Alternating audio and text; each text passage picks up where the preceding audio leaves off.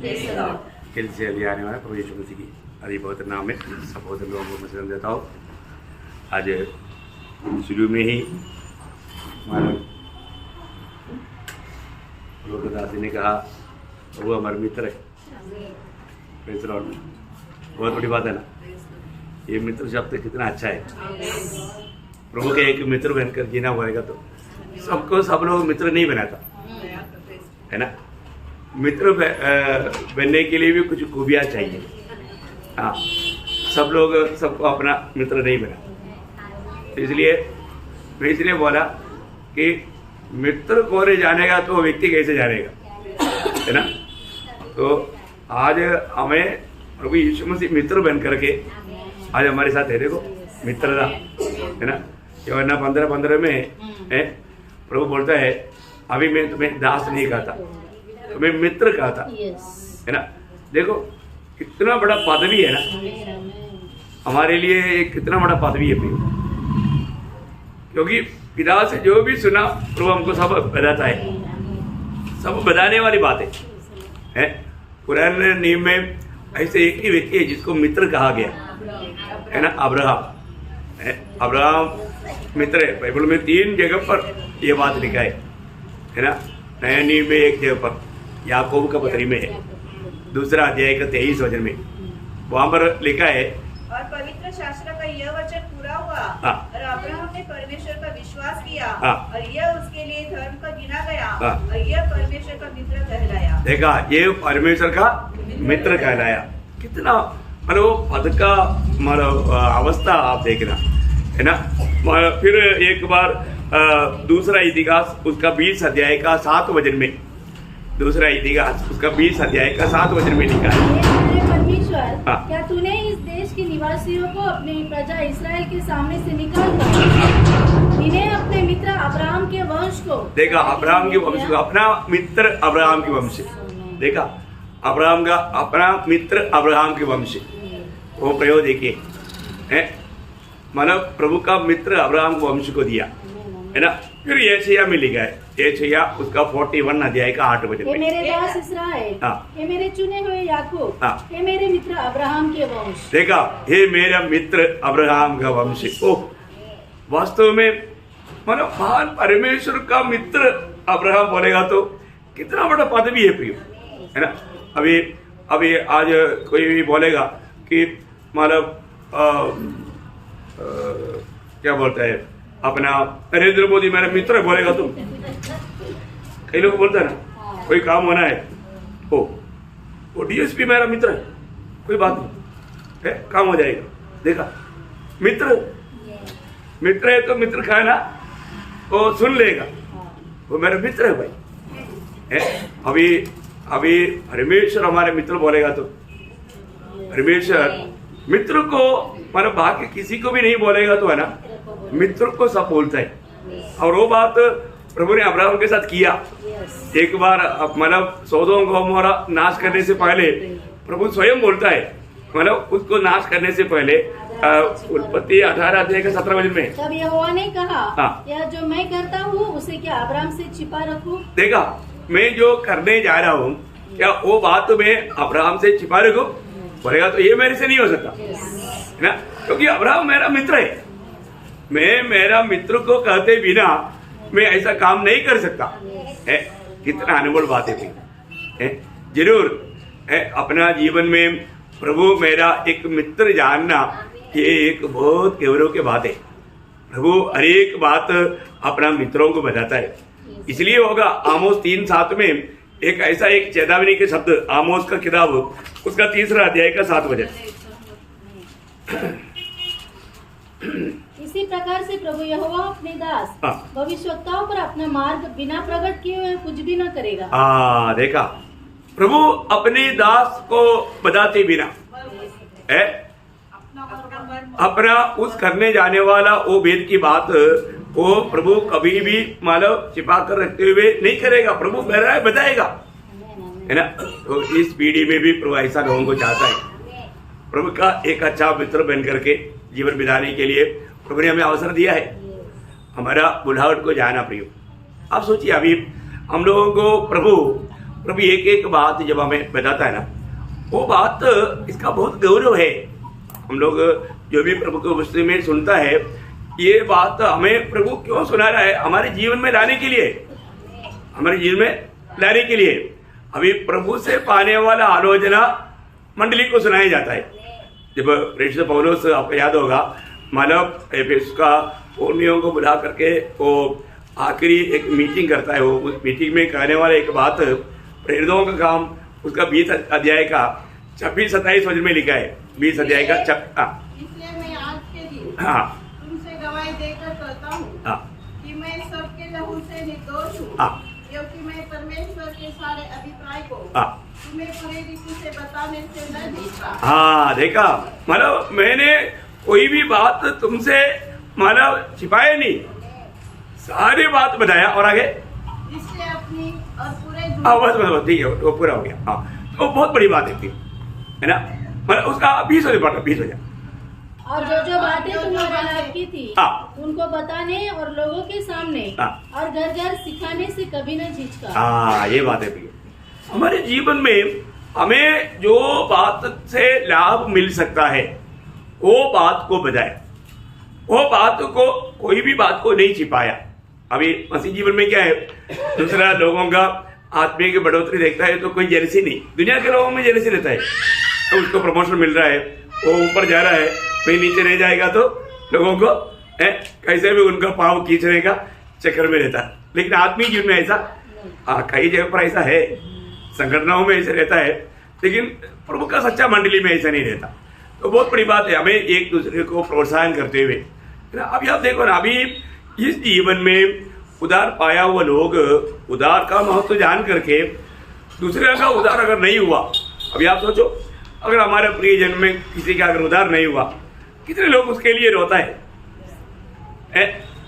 क्योंकि अगर उसका उधार नहीं हुआ तो वो उनका अवस्था क्या होगा? मरने के बाद सीधा नरक जाएगा, नरक जाएगा, मरने के बाद में नरक जाएगा। ये बात मालूम होने के बाद में हमें क्या करना चाहिए? हमें उनको जरूर बहुत प्यार से ये सुसमाचार सुना करके उनके लिए प्रार्थना करते रहना चाहिए, है ना। बहुत से लोगों के लिए मैं रोज प्रार्थना करता हूँ, क्योंकि क्या है कि वो लोग अभी अगर उधार नहीं पाया तो कितना बड़ा दुखदायक बात है। हम प्रेम करने वाले बहुत से लोग हैं जो उधार से बहुत वंचित है। प्रियो, एक बात जानना, अभी अपन जब उधार पाता है, ये जो उधार हमारा उधार करने वाला प्रभु हमारे साथ रहेगा तभी ये उधार होगा, प्रभु का अनुग्रह है। लेकिन अभी यहाँ पर एक काम नहीं किया, अभी अपन कोई भी उधार पाओ ना पाओ, और तो हमने किया हुआ काम का प्रतिफल हमको मिलेगा, ये तो पक्की वायदा है। और प्रभु हमारे साथ काम करता भी है, प्रभु हमारे साथ रहेगा करके प्रभु का वचन है, वायदा है। लेकिन हम अभी अगर इस सुसमाचार नहीं सुनाएगा तो प्रभु का दिल को कितना दुख होगा। पिछले दिन में हमने कई बार सुना, क्या अभी हम स्वर्ग जाने के बाद सुसमाचार सुनाएगा क्या? अभी हम यहाँ पर प्रभु की उपस्थिति में आता है, प्रभु की आराधना करता है, प्रभु का महिमा करता है, यहाँ पर सब कुछ चलेगा, स्वर्ग में भी चलेगा। लेकिन स्वर्ग में सुसमाचार सुनाने का मौका है क्या? नहीं, सुसमाचार सुनाने का मौका सिर्फ यहाँ पर है ना। और वो मौका अगर नष्ट किया तो हमें अनंत काल का भयंकर नष्ट है। हमें इसका गौरव जानना चाहिए। हर एक उधार पाए हुए लोग जो अभी तक उधार नहीं पाया, उनके लिए बड़ा बोझ लेकर के प्रभु का महिमा करना चाहिए। हम लोग पिछले दिन में उधार के बारे में कई बातें देखा, उसमें कल आखिरी में हमने मतलब उधार का चिन्ह के बारे में देखा। अभी पीछे बिल्कुल जाने के लिए टाइम नहीं, आज ये विषय को खत्म करेगा और कल एक नया बात को लेकर आएगा। तो बहुत बड़ी बात क्या है कि मतलब ये जो उधार पाए हुआ लोगों में जो बात बताया, आप में से कितने लोगों ने ये सुनने के बाद में उस वचन के सामने अपने जीवन को परखा? अधिकतर लोग मतलब वचन सुनने के बाद में धोखा खाता है, क्योंकि ऐसा करता नहीं और जीवन को परखता भी नहीं। हमें जीवन में परखना चाहिए। मेरे जीवन में मैंने सुना हुआ वचन के अनुसार मेरा अवस्था कहाँ पर है, ये बात प्रभु तोलने से पहले अगर हम खुद तोलेगा अच्छी बात है। ओके, आज मैं आपको 7, 8, 9 उसका 7वां पॉइंट मैं आपको बताता हूँ। एक उधार पाए व्यक्ति को उधार का निर्णय होना चाहिए। मैंने उधार पाया, मतलब उधार का निर्णय है ना, उधार का मतलब सुरक्षा अलग है, निर्णय अलग है ना। मतलब इसको दोनों मिस नहीं करना। मतलब उधार का निर्णय होना चाहिए, मैं उधार पाया। अभी कई लोगों को क्या होता, उनको पक्का नहीं है कि मेरा उधार हुआ है क्या है, मेरा उधार हुआ है क्या।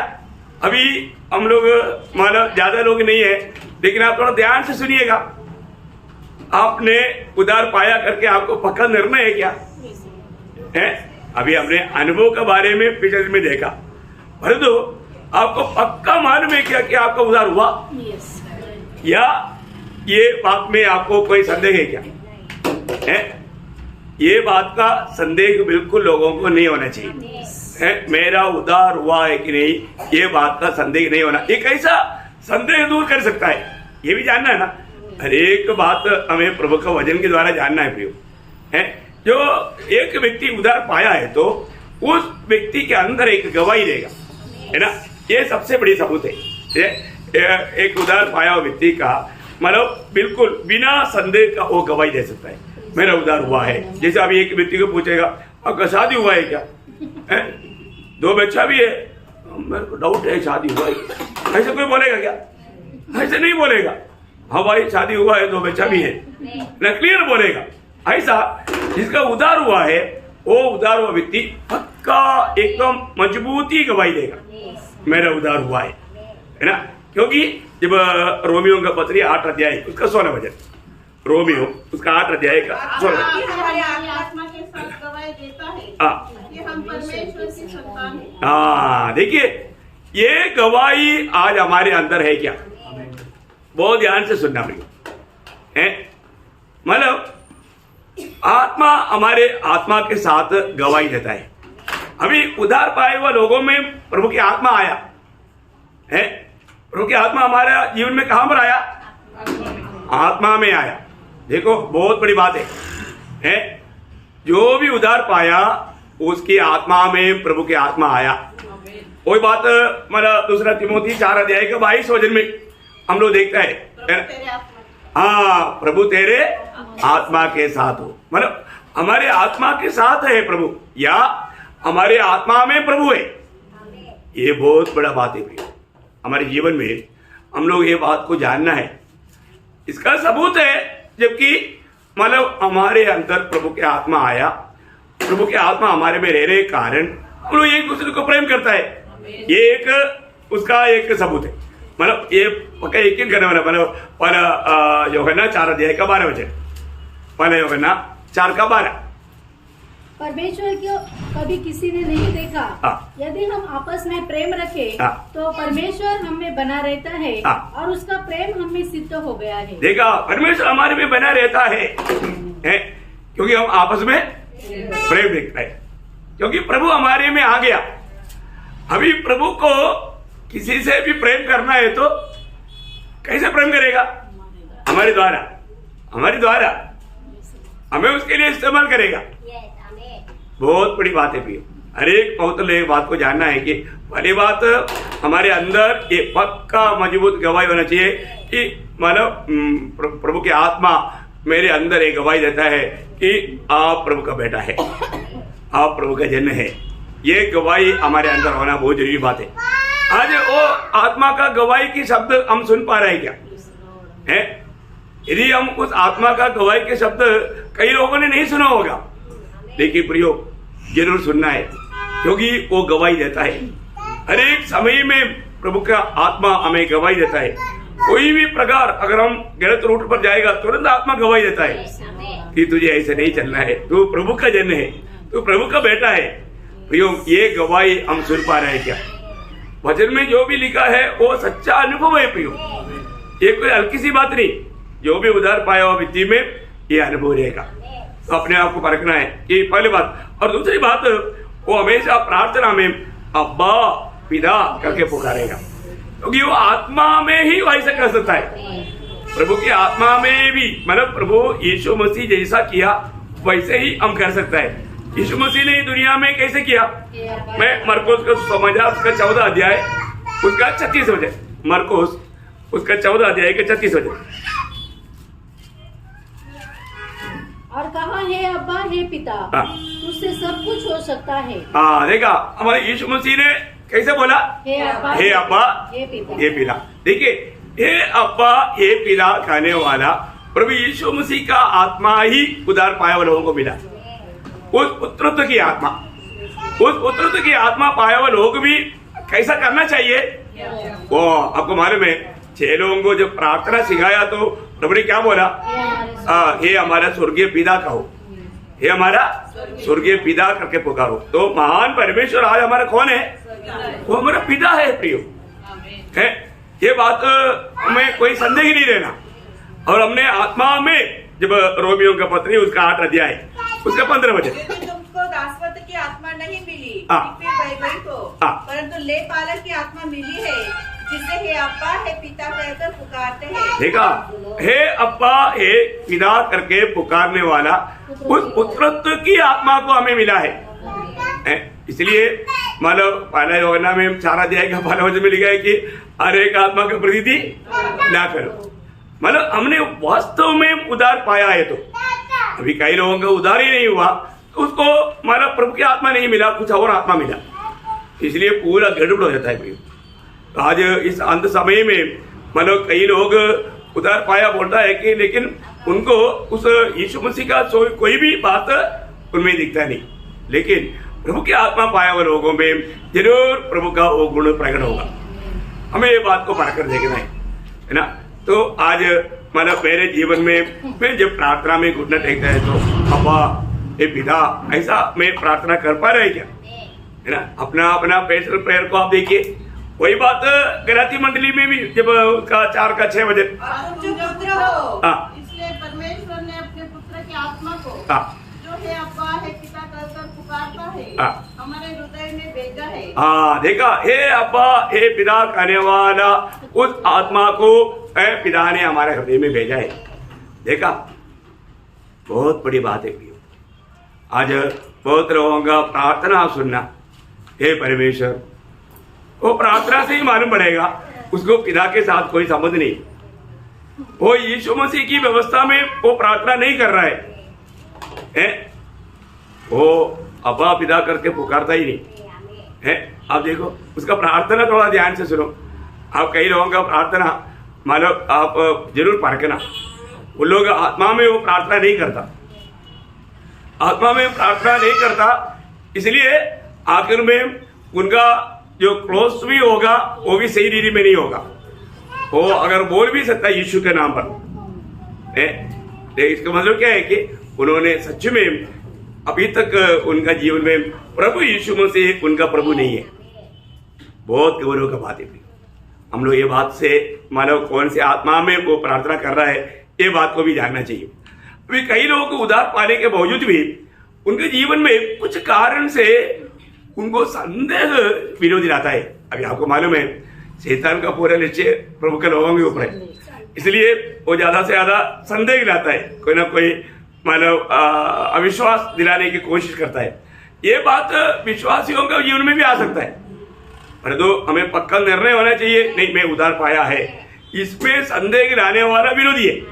इसलिए जब एफेसियों का पत्री 4 अध्याय का 14 वचन में, एफेसियों उसका 4 अध्याय का 14 वचन, ताकि हम आगे को बालक न रहे जो मनुष्यों की ठग विद्या, देखो मनुष्यों की ठग विद्या और चतुराई से उनके भ्रम की युक्तियों के और उपदेश के हर एक झोंके से उछले और इधर उधर घुमाए जाते हैं। देखो बहुत उधार पाए हुए लोग है ना, सही में वो उधार पाया है लेकिन उनको घुमाता है। देखो दुनिया का सभी लोग शैतान का एक रीति में उनका हाथ में है। वो किसी भी बुद्धिमान ज्ञानी ऐसा लोगों को लेकर के घुमा सकता है, धोखा दे सकता है। इसलिए हमको प्रभु की आत्मा पाया है तो उस आत्मा से वो गवाही हमारे आत्मा में लेना बहुत जरूरी बात है। लेकिन कई बार कई रीति में मतलब खास करके दुनिया के बुद्धिमान लोग है ना, मतलब शैतान ने सबसे पहले सर्प को ही हमारे इस्तेमाल करने के बाद वो चतुर था। एक बड़ी बात है ना। वही बात जब कोलोसियों का पत्री में खास उड़ा करके मतलब उसका 8 वचन पढ़ना, कोलोसियों 2 का 8, चौकस रहो। देखा, चौकस रहना। अगर प्रभु का लोग चौकस नहीं रहेगा तो आपको उद्धार का उस निर्णय से मतलब आपको गिरा सकते हो। चौकस रहो।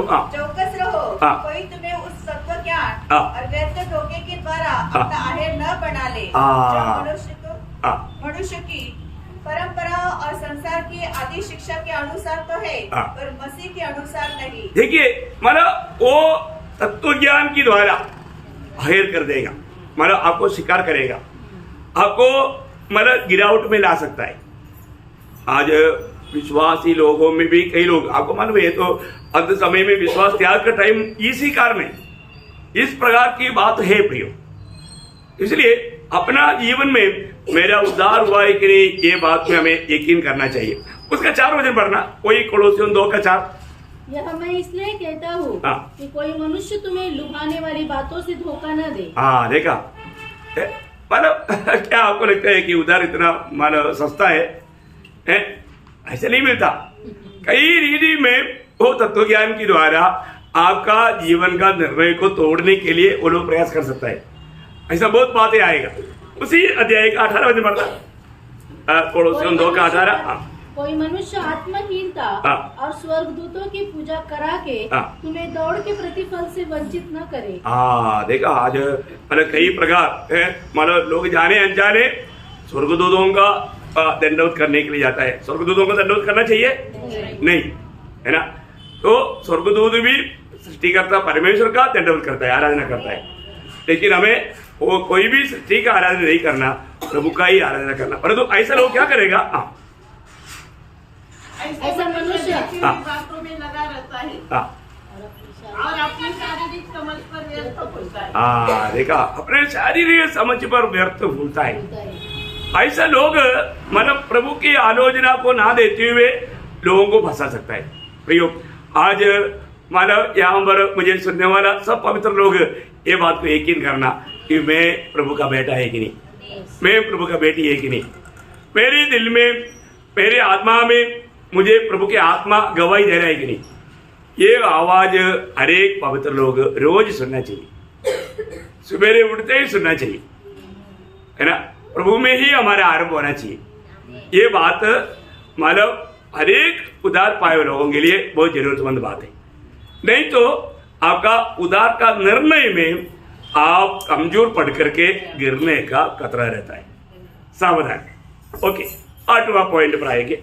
8वां पॉइंट है उधार का भद्रता। उसको क्या बोल सकता है? उधार का भद्रता। भद्रता मीन्स सेफ्टी, मतलब उधार का सुरक्षा। सुरक्षा चलेगा ना, मतलब वो हिंदी वर्ड मुझे इतना नहीं मिल रहा है। भद्रता मलयालम में रक्षे भद्रता, मतलब उधार का मतलब उसमें कोई संदेह नहीं, मतलब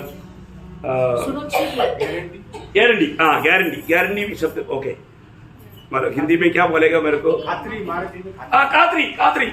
मतलब वो कातरी करना उसमें भी आ गया, मतलब वो उधार का निर्णय उसमें है। लेकिन ये उधार कभी नष्ट नहीं होगा।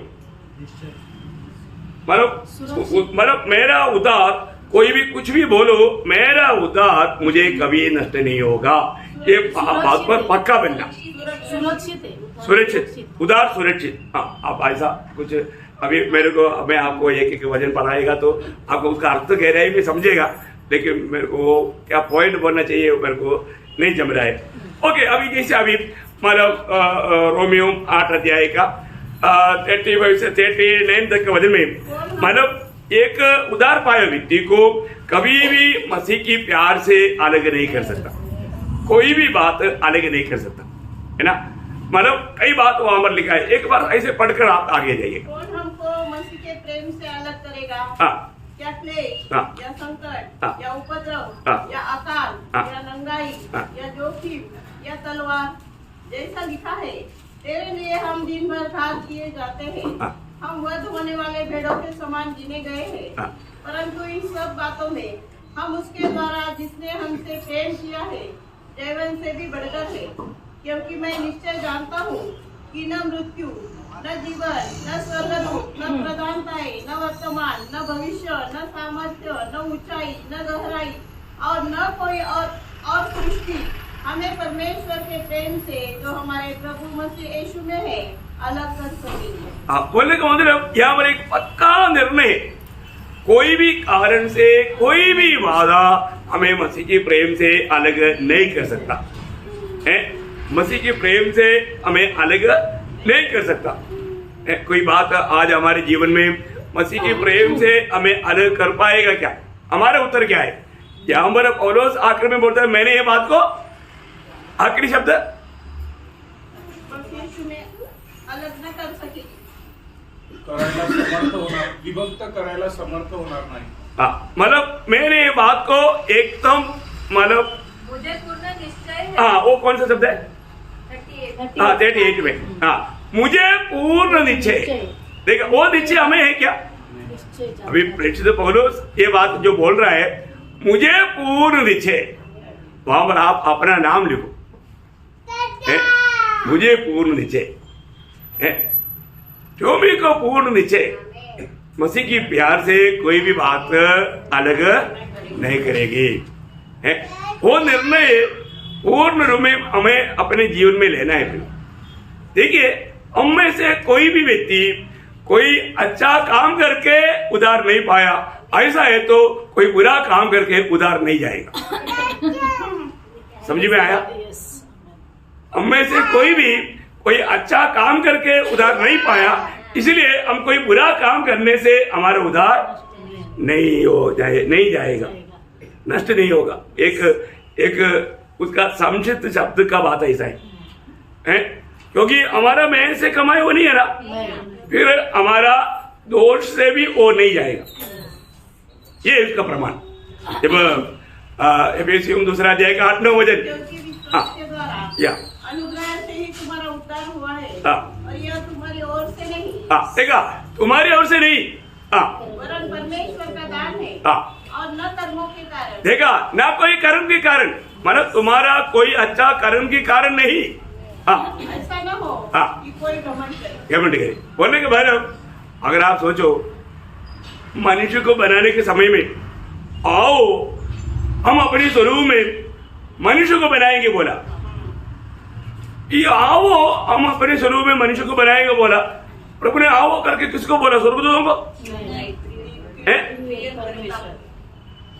मतलब मिकाएल को, गब्रियल को, आओ आजा हम मनुष्य को बनाएंगे, ऐसे बोला नहीं। और ऐसे बोला होता हो तो मतलब बाद में मिकाएल क्या बोलेगा मालूम है? आपको मालूम है, आपको बनाने के टाइम पर मैं भी साथ था।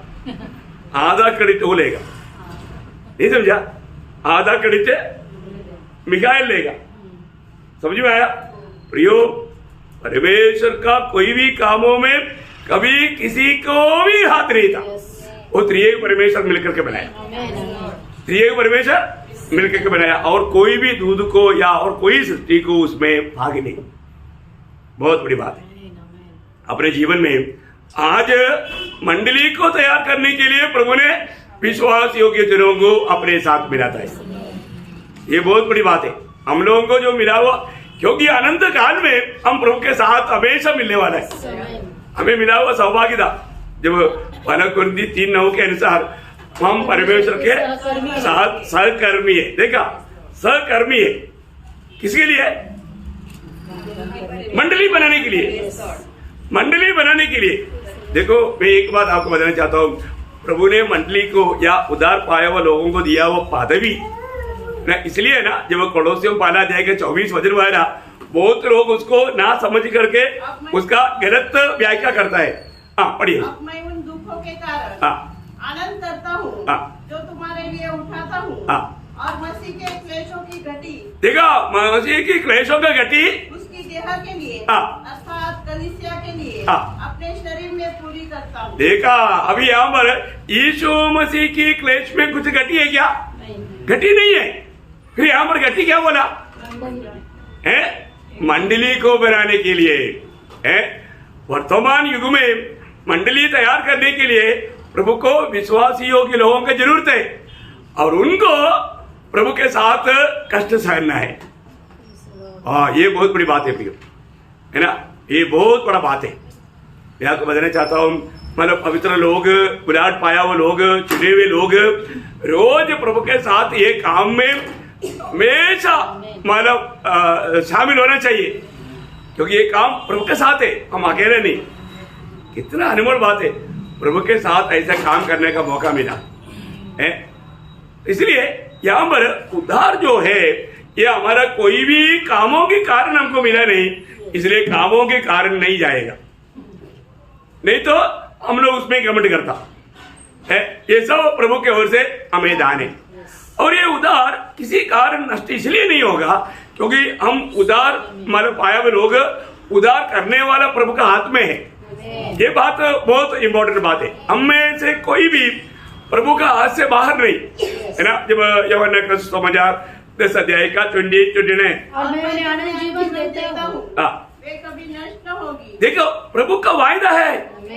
प्रभु बोलता है जो लोग उद्धार पाया है वो उद्धार नष्ट नहीं होगा, वो व्यक्ति कभी भी नष्ट नहीं होगा। कौन बोला? प्रभु यीशु मसीह ने बोला। यीशु मसीह बोला है तो वो शब्द मतलब कोई बदल सकता है? नहीं है। और आगे बढ़ो। और कोई उन्हें मेरे हाथ से छीन न लेगा। देखा, इसका मतलब प्रभु का लोग काम रहे प्रभु का हाथ में है, प्रभु का हाथ में है। यो बहुत गहरी बात है। प्रभु के चुने हुए हरेक लोग प्रभु के हाथ में है। प्रभु बोलता है कि वो कोई भी मेरे हाथ से छीन नहीं सकता। प्रभु का सर्वशक्तिमान परमेश्वर के हाथ से कौन छीनेगा? है उस आग के निकट कौन कीड़ा जाएगा? कोई जा सकता है क्या? नहीं जा सकता। उस आग के पास अगम्य ज्योति में रहने वाला है ना, पशु करने वाला आगे उसके निकट कोई नहीं जा सकता। उसके हाथ में हमारे जीवन है। और आगे मेरा पिता जिसने उन्हें मुझको दिया है सबसे बड़ा है और कोई उन्हें पिता के हाथ से छीन नहीं सकता। देखा, इसका मतलब क्या है कि पिता का मतलब मेरे हाथ में बोलेगा तो पिता का भी हाथ में है, क्योंकि मैं और पिता एक है। तो इसका मतलब इतना सेफ्टी है प्रियो। एक उद्धार पाया व्यक्ति कितना उड़ी मारना चाहिए, कितना उड़ी मारना चाहिए। देखो, पिता ने पुत्र को दिया है, मुझको पिता ने पुत्र को दिया है। मैं पुत्र के पास आया, मैंने उद्धार पाया, और वो उद्धार किसी कारण नष्ट नहीं होगा। प्रभु का वायदा है ना। जब यूहन्ना के सुसमाचार में ये 6 अध्याय उसका 37 से 40 तक का वचन पढ़ना। जो कुछ पिता मुझे देता है वह सब मेरे पास आएगा, और जो कोई मेरे पास आएगा उसे मैं कभी न निकालूंगा, क्योंकि मैं अपनी इच्छा नहीं वरन अपने भेजने वाले की इच्छा पूरी करने के लिए स्वर्ग से उतरा हूँ। और मेरे भेजने वाले की इच्छा यह है कि जो कुछ उसने मुझे दिया है उससे से मैं कुछ न हूँ, परंतु उसे अंतिम दिन फिर उठाऊं। देखा, मतलब पिता का इच्छा है, पिता ने दिया हुआ अनेक लोगों को मैं जिलाऊं, बोलेगा तो वो मेरे साथ रहेगा, वो मेरा है। इसलिए मतलब जो भी प्रभु के पास आता है, प्रभु ने क्या किया? उन्हें आनंद जीवन दिया, उन्हें आनंद जीवन दिया है ना। प्रभु ने हमें जो दिया हुआ उद्धार ये थोड़ी देर में बदलने वाला उद्धार नहीं प्रियो। जब इब्रानियों का पत्र उसका 5 अध्याय उसका 8-9 वचन पढ़ना। इब्रानियों उसका 5 अध्याय का 8-9 बहुत ध्यान से आप उस विषय को समझेगा तो मैं आपको बोलता हूँ इतना आनंद से हमारा आत्मा उड़ी मारेगा। पुत्र होने पर भी उसने दुख उठाकर आज्ञा माननी सीखी और सिद्ध बनकर अपने सब आज्ञा मानने वालों के लिए सदा काल के उद्धार का कारण हो गया। देखा, सदा काल की उद्धार का कारण हो गया। प्रियो, ये बहुत बड़ी बात है। प्रभु के लोग जरूर प्रभु की बातों को मानेगा, प्रभु के बात मानेगा, कितना भी दाम चुकाना पड़े तो भी मानेगा। वो अपनी सामर्थ्य में नहीं, प्रभु की आत्मा का सहायता से वो प्रभु के जीवन में होकर के वो काम करेगा। जिन्होंने भी सच में प्रभु यीशु मसीह पर विश्वास किया, प्रभु यीशु मसीह ही एकमात्र उद्धार करता है, मुक्तिदाता है। वो मेरे पापों के लिए ये जगत में आया, मेरे पाप का भार अपने ऊपर उठाया, वो मेरे लिए मर गया। ये विश्वास किया हुआ हरेक लोग उसी टाइम पर आनंद जीवन पाया है ना। जब आपको सबको याद है यूहन्ना उसका 3 अध्याय का 18 वचन और उसका 5 अध्याय के 24 वचन, ये दोनों जल्दी पढ़िए। 3 का 18 विश्वास करता है उस पर दंड की आज्ञा नहीं होती। देखा, जो भी विश्वास करता है उसके ऊपर दंड की आज्ञा नहीं होता। प्रियो, आज प्रभु यीशु मसीह ही मेरा उद्धार करता है, मेरा मुक्तिदाता है, ये बात हमने विश्वास किया है तो प्रभु का वचन बोलता है अभी उसके ऊपर दंड की आज्ञा नहीं। बोले का अर्थ वो मतलब आनंद जीवन पा चुका। अभी 5 का 24 मैं तुमसे सच सच कहता हूँ, जो मेरा वचन सुनकर मेरे भेजने वाले पर विश्वास करता है अनंत जीवन उसका है और उस पर दंड की आज्ञा नहीं होती, परंतु वह मृत्यु से पार होकर जीवन में प्रवेश कर चुका है। क्या शब्द है प्रियो। देखिए ये बात प्रभु यीशु मसीह ने कहा हुआ बात है प्रियो, है प्रभु यीशु मसीह ने कहा हुआ बात है। प्रभु का हरेक वचन सत्य है। प्रभु यीशु मसीह बताए हुआ एक भी बात पूरा करने के लिए प्रभु असमर्थ है क्या? नहीं नहीं नहीं नहीं। बहुत प्रभु ने क्या कहा वो शब्दों को सुनो। हमें मिला हुआ उद्धार वो पूर्ण उद्धार है। उस उद्धार को कोई भी किसी कारण कुल्हाड़ी नहीं मार सकता, नहीं मार सकता, है ना। ये बात का सबूत है इब्रानियों के पत्री में, इब्रानियों के पत्री 7 अध्याय उसका 25 वचन पढ़ना। इसीलिए जो उसके द्वारा परमेश्वर के पास आते हैं वह उनका पूरा पूरा उद्धार कर सकता है, कर सकता है, पूरा पूरा उद्धार कर सकता है। क्योंकि वह उनके लिए विनती करने को सर्वदा जीवित है। इनके लिए, किनके लिए वो सर्वदा जीवित है? उद्धार पाए हुए लोगों के लिए। इसका भी उद्धार किया है। उस पर मतलब पूरा लूसीफर का सेना, शैतान का सेना उधर पहुंच जाएगा तो भी कुछ भी प्रयोजन नहीं, क्योंकि प्रभु का जिसका उद्धार किया है, क्योंकि प्रभु ने उसको आत्मा से मोहर लगाया, पवित्र आत्मा बयाने में दिया, है ना। प्रभु ने उनका पाप क्षमा किया। उसको किसी कारण विरोधी मांगे वो उसको नहीं मिलेगा, उसको नहीं मिलेगा। पूर्ण उसका 10 अध्याय का 14 वचन, इब्रानियों 10 का 14। एक ही चढ़ावे के द्वारा उन्हें जो पवित्र किए जाते हैं सर्वदा के लिए सिद्ध कर दिया है। सर्वदा के लिए सिद्ध किया। प्रभु ने जिसको सिद्ध किया उस पर कौन दोष लगाएगा, है ना। बहुत गहरा बात है। देखो आपको मालूम है जब केरला में मलयालम बाइबल जब परिभाषा कर रहा था, एक मेनोन संस्कृत पंडित था, बहुत मतलब हिंदू पंडित है, मेनोन पढ़ेगा तो हिंदू है, बहुत ब्राह्मण ऐसा इसका है। ये भी वो बाइबल को परिभाषा करते करते जब कोलोसियों के पत्री में आया, कोलोसियों के पत्री में आकर के जब उन्होंने कोलोसियों 2 अध्याय का 9-10 वचन जब पढ़ा, उसने उधर ही अपने जीवन को सरेंडर किया, समर्पण किया, प्रभु को ग्रहण किया, उद्धार पाया। अपनी उसको सारी परिपूर्णता सदैव वास करती है और तुम उसी में भरपूर हो गए हो जो सारी प्रधानता और अधिकार का शिरोमणि है। ये बात जब उसने पढ़ा तो उन्होंने अभिभान का हर एक बात बताने की नहीं, पर ये वचन उनको छू लिया और वो मेनोन मानव प्रभु को स्वीकारा। बहुत बड़ी बात है। मैं एक बात आपको बताना चाहता हूँ, प्रभु यीशु मसीह का एक सच्चा प्रकाश आज भी बहुत उद्धार पाए हुए लोगों में नहीं है। आज भी हमें परखना है मेरे जीवन में है, मुझे मिला हुआ उद्धार के बारे में मुझे पक्का निर्णय है क्या है। हर एक लोग ये बात को जानना चाहिए, हर एक लोग जांचना चाहिए, अपने आप को परीक्षा करना चाहिए। क्यों परीक्षा करना चाहिए? आज बहुत लोग परखता नहीं मेरे जीवन में प्रभु है कि नहीं। परखने के लिए प्रभु का वचन बार बार बोलता है। जब 2 कोरिन्थी उसका 13 अध्याय का 5 वचन, 2 कोरिन्थी उसका 13 अध्याय का 5 वचन, अपने आप को परखो कि विश्वास में हो कि नहीं। देखा, अपने आप को परखो कि विश्वास में हो कि नहीं, क्योंकि एक व्यक्ति विश्वास में रहना है तो प्रभु में रहना है। प्रभु में रहते बिना उसको विश्वासी नहीं कर सकता। अभी आगे क्या बोलता? अपने आप को जांचो। अपने आप को जांचो। क्या तुम अपने विषय में यह नहीं जानते कि यीशु मसीह तुम में है? नहीं तो तुम जांच में निकम्मे निकले हो। देखा, अरे यीशु मसीह तुम में है इसलिए तुम विश्वासी है। यीशु मसीह अगर हमारे में नहीं है तो उसको विश्वासी नहीं बोल सकता। इसलिए एक व्यक्ति बोलता है कि मैं विश्वासी हूं और उसमें यीशु मसीह नहीं है तो वो विश्वासी नहीं है। अपने जीवन में जो भी लोग उद्धार पाया है प्रियो, वो लोगों को ये पक्का निर्णय रहेगा, मैंने पाया हुआ उद्धार कभी नष्ट नहीं होगा। क्यों नहीं नष्ट होगा? क्योंकि मैंने पाया हुआ जीवन अनंत जीवन है। वो अनंत जीवन यीशु मसीह में है। देखो, ये हम पाएगा ऐसे नहीं। हमने यूहन्ना 5:24 में भी देखा, वो मृत्यु को पार करके अनंत जीवन में प्रवेश कर चुका है। भूतकाले करेगा ऐसा है क्या? नहीं, कर चुका है। ये बात को स्पष्ट करने के लिए यूहन्ना पत्र लिखता है। यूहन्ना का पहला पत्री उसका 5 अध्याय उसका 11 से 13 तक वचन देखिए आप, कितना सुंदर वचन है। है ना। हर एक लोग निसंदेह ये वचनों पर विश्वास करना चाहिए। पहले यूहन्ना 5 अध्याय उसका 11 से 13। और वह गवाही यह है हाँ। कि परमेश्वर ने हमें अनंत जीवन दिया है, हाँ। और यह जीवन उसके पुत्र में है। हाँ। जिसके पास पुत्र है हाँ। उसके पास जीवन है। देखा, जिसके पास पुत्र है उसके पास जीवन है, और जिसके पास परमेश्वर का पुत्र नहीं हाँ। उसके पास जीवन भी नहीं है। हाँ। मैं तुम्हें जो परमेश्वर के पुत्र के नाम पर विश्वास करते हो, हाँ। इसलिए लिखा है कि तुम जानो हाँ। कि अनंत जीवन तुम्हारा है। हाँ, तुम जानो अनंत जीवन तुम्हारा है, मतलब तुम्हारे पास अनंत जीवन है।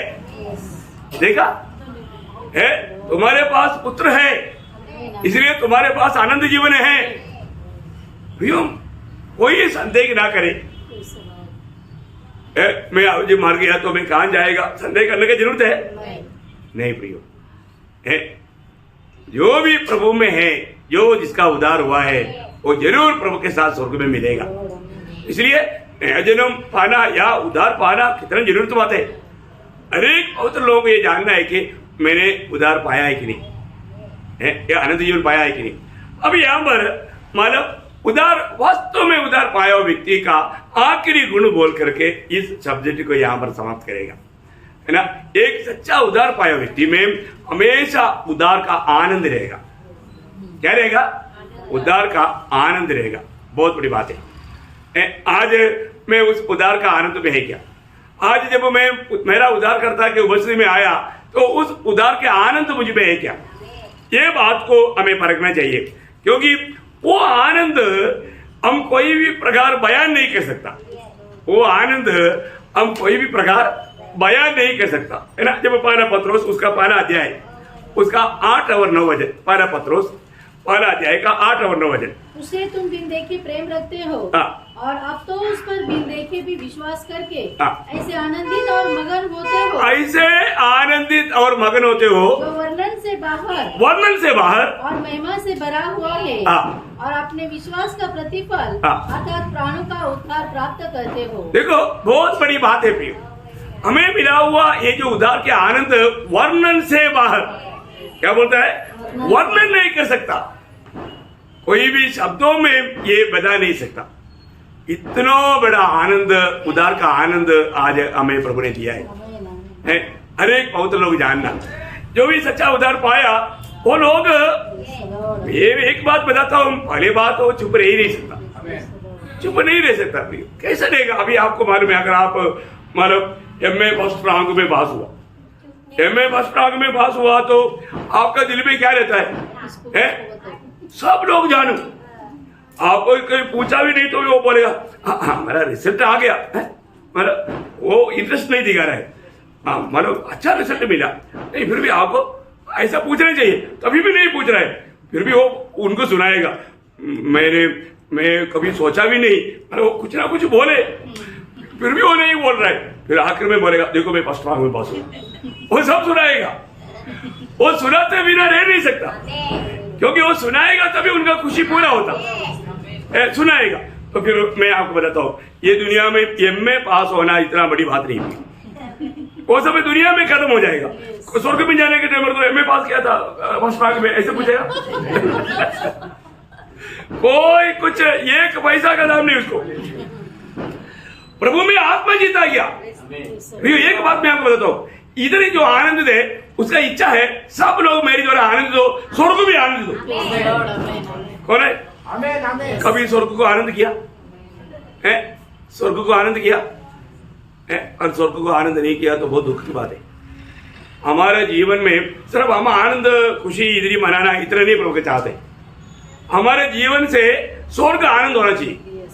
स्वर्ग आनंदित होता है कब होता है मालूम है? स्वर्ग आनंद एक पापी का मन फिरावट में होता है, एक पापी का मन फिरावट में। पहले आपको मालूम है जब लूका का सुसमाचार 15 अध्याय का पहला 7 वचन में खोया हुआ हमारा एक मेमने के बारे में, सब भेड़ों में एक खो गया, वो मिल गया है। उसी प्रकार एक पापी का मन फिरावट में स्वर्ग में आनंद है। बोला क्या बोला? स्वर्ग में आनंद है। बाद में हमारा 10 में एक द्रह्मा गया, 10 सिक्का, एक सिक्का गया, अब क्या हुआ? स्वर्गदूतों के बीच में आनंद हुआ। वहां पर क्या लिखा? स्वर्गदूतों के बीच में आनंद हुआ। और मतलब तीसरा 2 में 1 खो गया और वो लौट आया या मिल गया, तब क्या हो गया? पिता को आनंद हुआ। अब देखिए 100 में 1, 10 में 1, 2 में 1, ये पिता को आनंद किया, दूधों को आनंद किया और स्वर्ग को आनंद किया। ये मन फिरावट का एक बड़ी बात है प्रियो, मन फिरावट का एक बड़ा चित्र है। किसके द्वारा मन फिरेगा? जो प्रभु का सुसमाचार सुनाएगा, जो प्रभु का सुसमाचार सुनाएगा।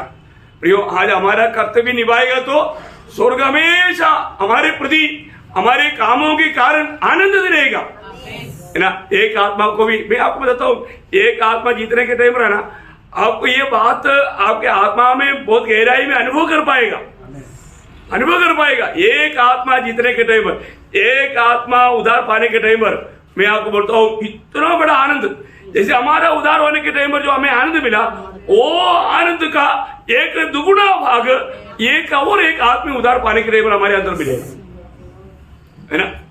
हमने तो ऐसा बहुत अनुभव पाया। आप देखो, मैं आपको भी एक चैलेंजिंग डील में बोलता हूँ, आत्मा जीतो, सुसमाचार बताओ। सुसमाचार बताने से जरूर समस्या आएगा, लेकिन वो समस्या तक हमारे लिए मतलब नुकसान नहीं, फायदा है। मसीह में है ना, आपका हर एक बातों का फायदा है, नुकसान है ही नहीं। प्रभु का कोई भी काम करो उसका सबका फायदा है, सबका फायदा है। इसलिए उधार के आनंद अवर्णनीय है, ये अवर्णनीय आनंद। अभी मैं एक बात आपको बताता हूँ, ये अवर्णनीय आनंद ये दुनिया में तुलना नहीं कर सकता। दुनिया का कोई भी व्यक्ति का, अंबानी का आनंद कुछ नहीं इसके सामने। हमें मिला हुआ आनंद कौन सा आनंद है मालूम है? यूहन्ना 15 अध्याय का 11 वचन, यूहन्ना 15 अध्याय का 11 वचन। मैंने ये बातें तुमसे इसलिए कही है कि मेरा आनंद तुम में बना रहे और तुम्हारा आनंद पूरा हो जाए। देखिए किसका आनंद है? प्रभु यीशु से बोलते मेरा आनंद। किसका आनंद है? मेरा आनंद, बोले यीशु मसीह का आनंद। हमें मिला हुआ आनंद यीशु मसीह का आनंद है। आप देखो, वो आनंद का तुलना करने के लिए दुनिया में कुछ बात है क्या? नहीं प्रियो, नहीं। ये आनंद प्रभु ने इतना बड़ा आनंद प्रभु ने हमें दिया, वो आनंद मेरा आनंद। ओह, इतना बड़ा बात है ना, मेरा आनंद। हमें जो भी मिला है प्रियो, प्रभु ने कुछ और कहीं से भी लेकर के नहीं दिया। प्रभु ने हमें प्रभु का खुद का आनंद दिया, है ना, वो आनंद। इसलिए प्रभु के आनंद ये सब स्वर्ग का संबंध है, स्वर्ग का संबंध है। हमारा ये दुनिया का नाशमान बातों के पीछे हमारा आनंद कभी भी कोने नहीं देना प्रिय, है ना। जब मानव प्रेरित लोगों को भेजा अधिकार दे करके, उन लोग जाकर के दुष्टात्माओं को भी निकाला, बीमारों को चंगा किया, बहुत खुशी से लौट आया। उस समय में उनके चेहरे में बहुत आनंद था। वो लोग प्रभु के पास आकर क्या बोलता है, प्रभु तेरी नाम से तो दुष्टात्मा भी हमारे वश में हो जाता। प्रभु बोला बंद, उसमें दोबारा आनंद नहीं करता। वो आनंद नकली है। तुम ओरिजिनल आनंद को जानो, ओरिजिनल आनंद जो कभी भी नष्ट नहीं होता, है ना। उसका 20 वचन में, लूका 10 का 20 में। इससे आनंदित मत हो कि आत्मा तुम्हारे वश में है, परंतु इससे आनंदित हो कि तुम्हारे नाम स्वर्ग पर लिखे हैं। देखिए बहुत बड़ी बात है भैया, तुम्हारा नाम स्वर्ग में लिखा है। भैया हमारा नाम आज स्वर्ग में लिखा है क्या?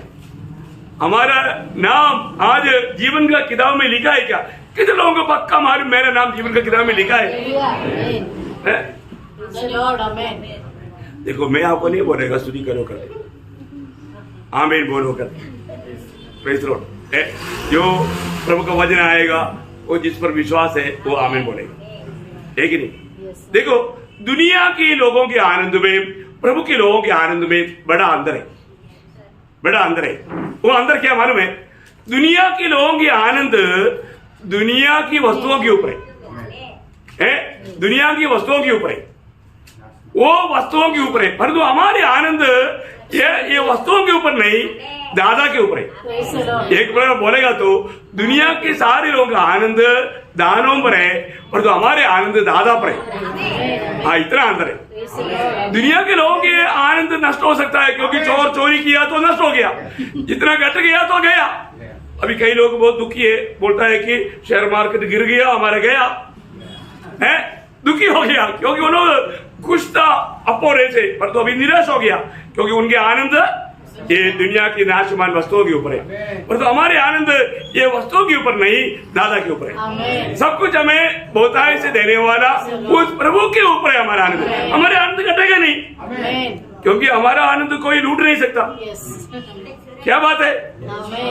इसलिए अबकुक बोला ना, अबकुक ने बोला वो शब्द से हजारों गुना बढ़ करके आज हम बोल सकते हैं ना, है ना। उसका तीसरा अध्याय का 17-18 वचन पाया, हमेशा बाई हार्ट करके रखना प्रियो।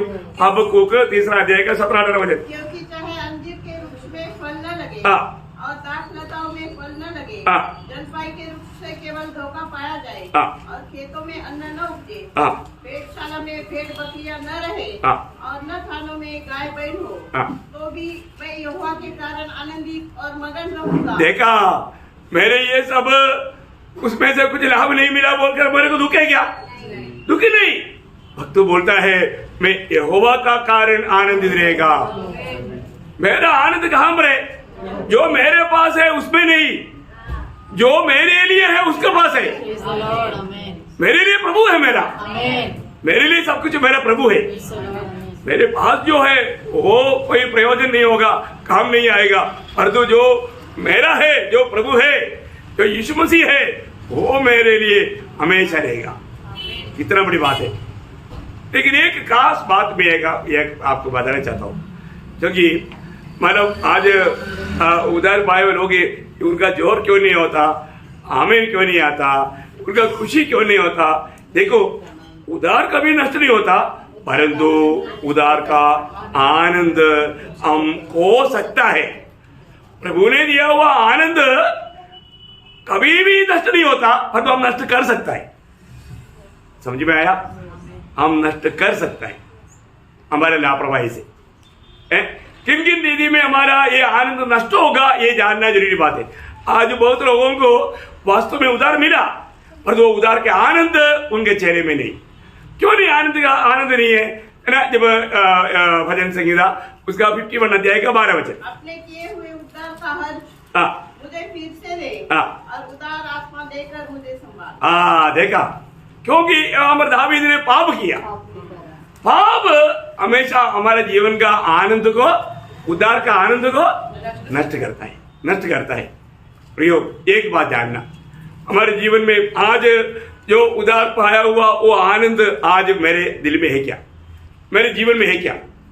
है मुझे देखने वाला ये व्यक्ति बिल्कुल साधारण व्यक्ति नहीं, ये तो कुछ अलग दिखता है। उसका काम, उसका कारण लोग पूछेंगे क्या? हमारा आनंद देख करके लोग पूछना चाहिए। पहली बात है, हमारा पाप के कारण हमारा उद्धार के आनंद में वादा आ सकता है, गति आ सकता है। दूसरी बात क्या है मालूम है? दूसरी बात, जो हमारे गलती हुआ वो गलती अगर कबूल नहीं करेगा तो, प्रभु के सामने मान करके उसको अगर नहीं छोड़ेगा तो भी ये आनंद आप अनुभव नहीं कर पाएगा। देखना, प्रभु का लोग इसलिए रोज मन फिरने का जरूरत है प्रियो, इसलिए रोज प्रभु के सामने कबूली करके मरने का जरूरत है। प्रभु बात दिखाएगा, पाला वरना पाला जाएगा। 9 वचन आपको सबको मालूम है। पापों को मान ले तो वह हमारे पापों को क्षमा करने और हमें सब अधर्म से शुद्ध करने में विश्वास योग्य और धर्मी है। देखिए, अभी कई लोग क्या सोचता है, अरे मैंने जो गलती किया प्रभु के सामने कबूल किया, फिर क्या हो गया, फिर भी मेरा आनंद क्यों नहीं? देखो एक बात, आपने किसके साथ गलती किया उससे माफी नहीं मांगा। हाँ, सिर्फ प्रभु से माफी मांगा कभी नहीं। आपने किसके साथ, जिसको धोखा दिया, जिसको फंसाया है, किसके साथ छिड़ किया, उससे भी माफी मांगना है। आपने प्रभु से माफी मांगा पर तो उससे माफी नहीं मांगा, कभी भी आप उस आनंद का लेवल पे नहीं आएगा। देखो, आज हरेक पवित्र लोग जिसके जीवन में अभी उस आनंद का सच्चा अनुभव नहीं है, तो उसको वहां पर लौट आने का मौका है। क्या करना है, अगर किसी भी व्यक्ति के साथ यदि आपको कुछ भी बात हो गया और वो व्यक्ति हाँ, वो व्यक्ति से अगर क्षमा नहीं मांगा और क्षमा नहीं पाया तो आप उस उदार के आनंद में कभी नहीं रह पाएगा।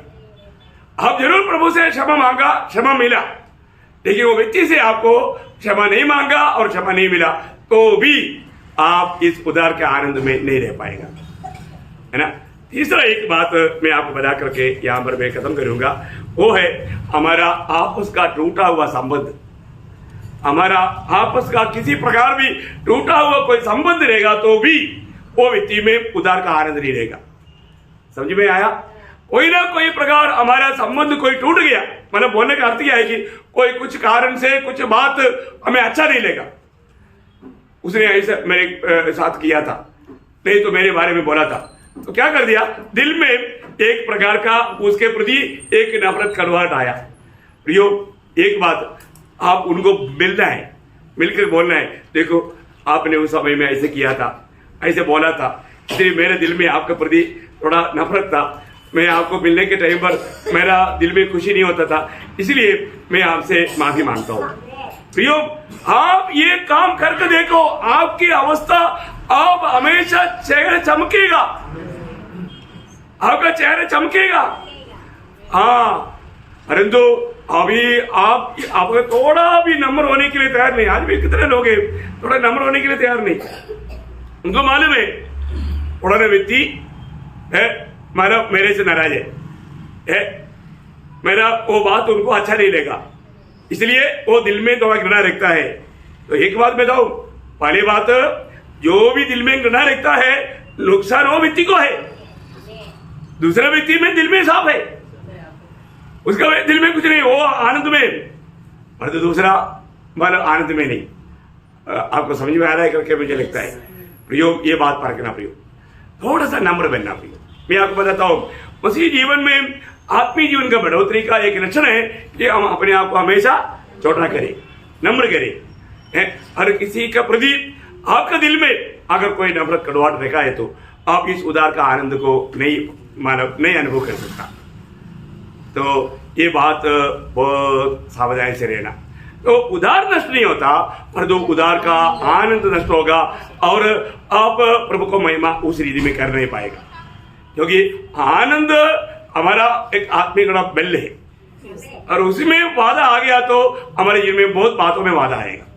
इसलिए अच्छी तरह परखना, मेरे दिल में इस प्रकार का, मैं सही में उस उदार के आनंद में आज मैं प्रभु का भक्ति कर रहा है क्या, अभी भी कोई भी प्रकार का थोड़ा भी उस उदार के आनंद में थोड़ा भी वादा मेरे जीवन में है क्या है। तो अभी आज आपको प्रभु की आत्मा ने क्लियर समझाया।